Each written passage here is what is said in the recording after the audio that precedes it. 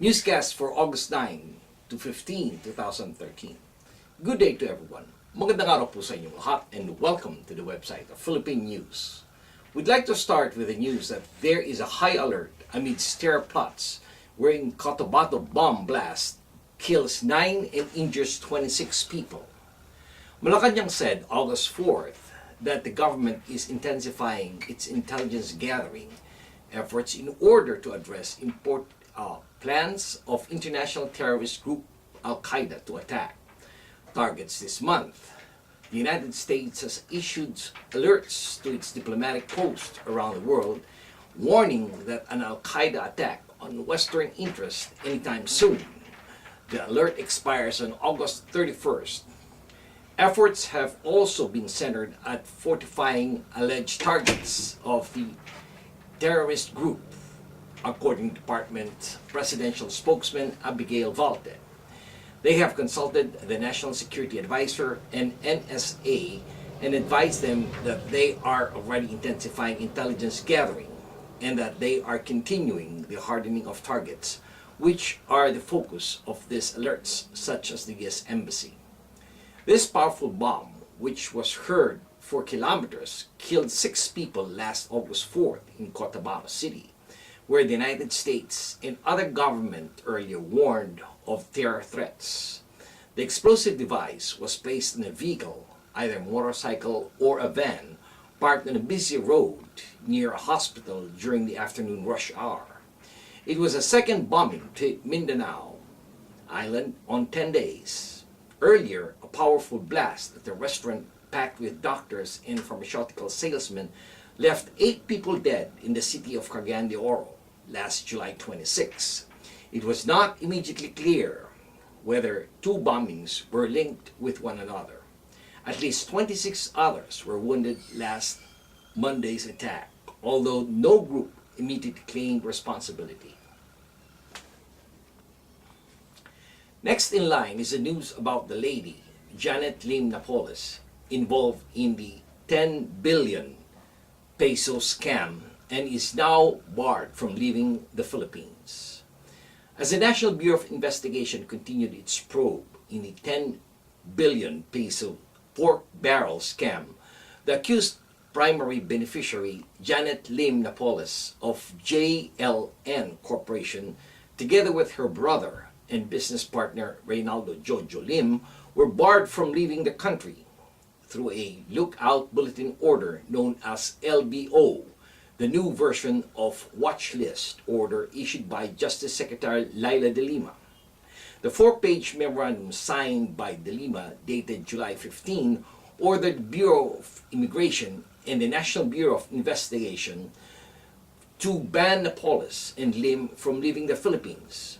To recap the events in this case, the news broke out in early July concerning Napoles, who has been tagged as the pork barrel queen, following allegations that she funneled over 10 billion peso of taxpayers' money as part of the Priority Assistance Development Fund, known as Pork Barrel Fund, allotted for lawmakers of the House of Representatives and Senate, as well as other government agencies, into dummy non-government organizations and companies that she created.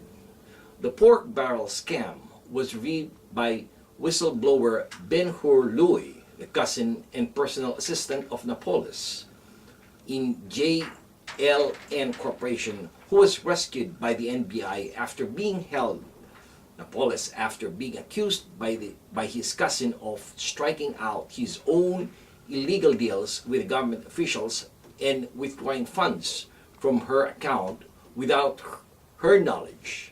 Ben-Hur Louie, together with 5 other employees of Napoles, filed a sworn affidavit detailing the illegal transaction of Napoles, wherein she would offer a deal to government officials who will allot a portion of the PDAF fund to one of Napoles' bogus corporation, and in return get a 40% of the funds while she pocketed the rest. JLN Corporation offered to lawmakers commission equivalent to 10 to 60% of the amount of PDAF in exchange for the right to determine the implementing agency and fund beneficiary.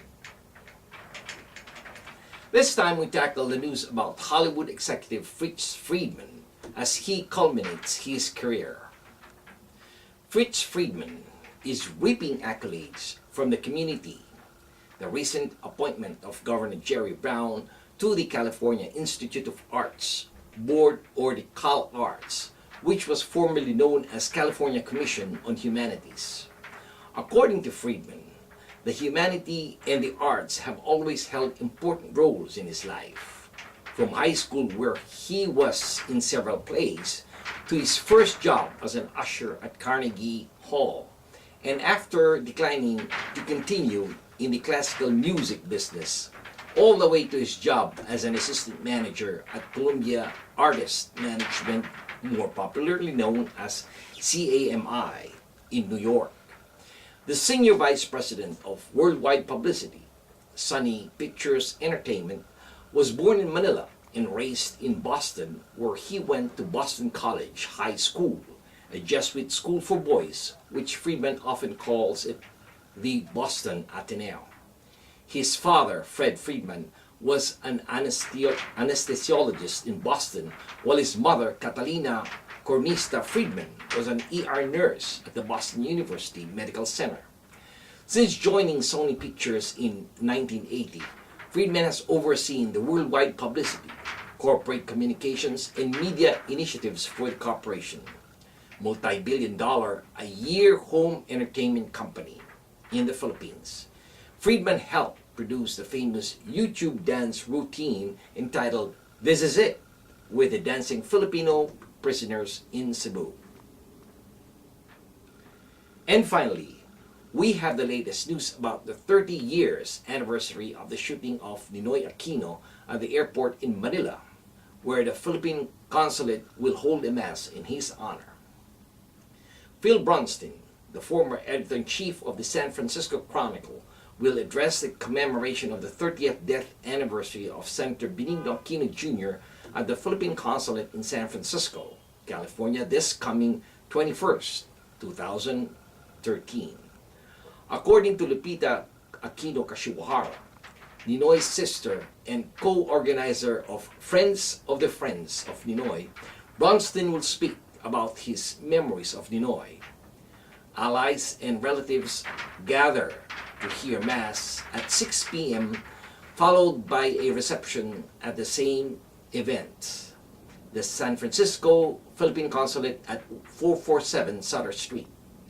This event is held in the name of Aquino, who was shot dead August 21st of 1983 by his military escorts on his return flight from exile to his homeland.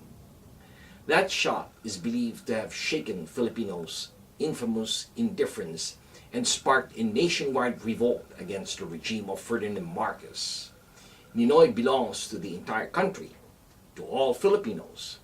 He is a national hero. The government has declared August 21st a national holiday, so we are appreciative that the representative of the Philippine government in San Francisco has offered to honor Ninoy on his historical anniversary. Ninoy was a true leader with more charisma and vision than anyone else. He was always a man in a hurry, committed to the Filipino people, to his country, and to democracy. Even now, says Lupita, the sister of Ninoy, she dreams about what might happen to the Philippines, but then the Filipinos are comforted on the knowledge that he did not die in vain. And this has been your weekly news in review. This news has been brought to you by the premier Filipino-American newspaper right here in the United States, the Philippine News. On behalf of the management and staff of the Philippine News, this is David Rodriguez signing off and thanking everyone for watching. Maraming salamat po. Have a wonderful week and mabuhay po sa inyong lahat.